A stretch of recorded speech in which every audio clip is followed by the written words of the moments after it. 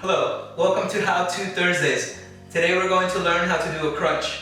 We can begin by lying on our backs, our feet are flat on the ground, and we can cross our arms in front of our chest or place them behind our necks. On an exhale, we're going to contract our abdomen and we're going to raise our shoulder blades off of the ground. Hold that position. Now on an inhale, we're going to slowly return to our starting position.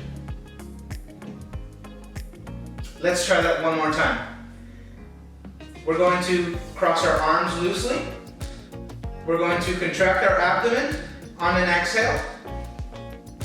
Hold. And on an inhale, we slowly return to that starting position.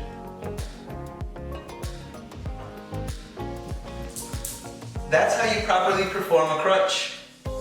Right, puppy? Thanks for watching.